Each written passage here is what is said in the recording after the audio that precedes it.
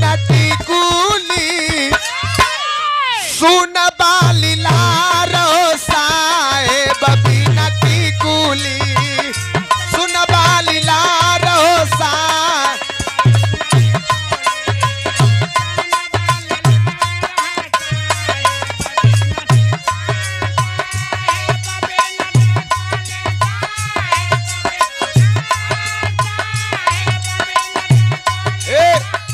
Doctor बुल्लू गुरु कहे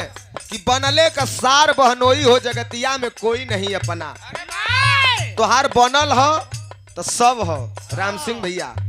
अगर बनल हो तो सब हो अब बिगड़ गयल तो केहू ना हो कहे के हो हाँ जार मिली हमीतावा जार मिली हमीतावा बनल बा बाजार जार मिली हमीतावा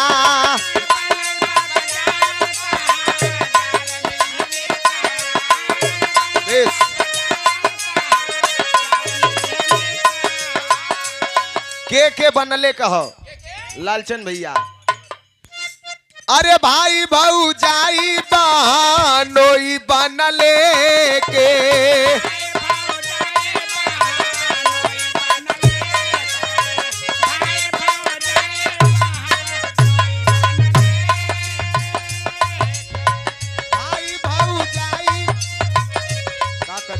हेलो हेलो हेलो ये सुंदर कटिया मत लोगन ना ही कटिया मत सुंदर पुष्पहार पुष्प के पंखुड़ियों में गुथा हुआ प्यार दुलार आशीर्वाद और साथ में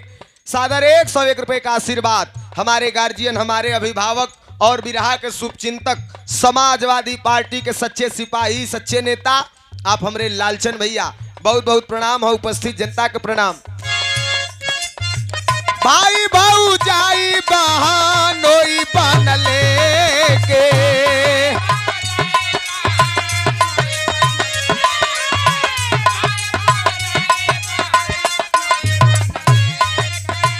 अंत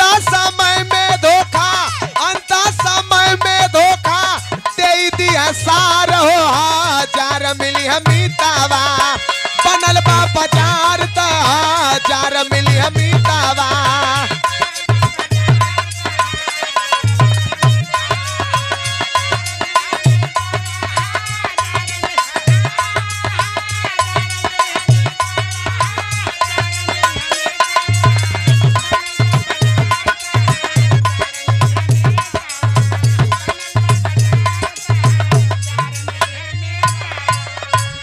भौजाई बहनोई सब बनले के हो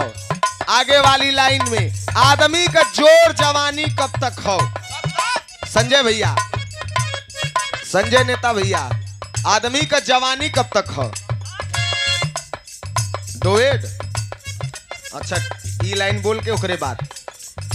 बनल रही जोर जंग तन के जवानी करी है कदर सारी दुनिया तोहार हो हजार मिली हमीतावा उम्र 80 साल है लेकिन शरीर में रुआब हो वो जवानी है जैसे हमारे कवि जी हुए अगर उम्र 16 साल है शरीर में किस्म किस्म को पीड़े बा तो बुढ़ौती है आगे वाली लाइन देखा मेहरारून के ऊपर है सुना तोहरे ऊपर है बनल रही तावत में हरियो मान करी है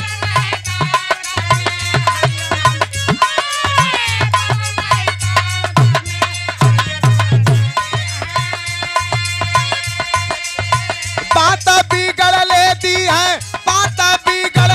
है मुहवा झोकार हो हजार मिली हमीतावा बनल बा बाजार हजार मिली हमीतावा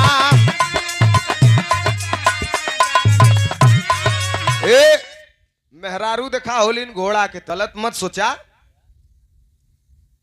वापस कैला का दुष्ट ले रला जैसे घोड़ा का लगाम टाइट रखबा तो घोड़ा सीधे चली तनी से ढील देबा तो लगी दहिने बाएं चले घोड़ा का चाल ऐसे ऐसे होला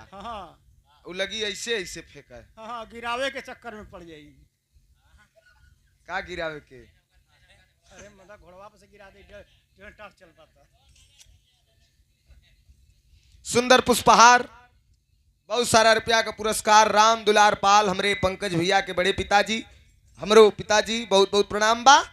मेहरारू घोड़ा के तरह होलिन, जैसे घोड़ा का लगाम टाइट रखबा तो घोड़ा सीधे चली, वही तरह मेहरारू होलिन। अगर डांट दबेर के बढ़िया से रखबा, समय पे भोजन दा कायदे से, समय पे भोजन दा कायदे से, जल्ला समय समय पे भोजन कायदे से दा, प्रेम से रखा। जल्ला गोलू तोहरो शादी लगल है ना, इनहू का संजय भैया, इनहू का शादी का डेट पड़ गल। हाँ अप्रैल में एक बकरा और हलाल होने जा रहा है। तो सुन ला, मेहरारू के प्यार दा, पुचकार ला, जवन चाहिए लिया दा, एक मत करे है ना, कपारे पे मत चढ़ाया, कपारे पे मत चढ़ाया, नहीं तो फिर बड़ा दिक्कत हुई। नहीं दूसर घर देखे के होई। फिर कहबा जब कहबा कि प्रमोद भैया का प्रोग्राम हो जात है तो कही कि जा नहीं से कुल ले लिहा, हमके काली अइला, हम का करब, कुल ही में हो। तो ऐसे तनी से ध्यान दिया, इच्छा सबकर तनी डोएट हो जाए, आवा एक लाइन हो जाए यही में।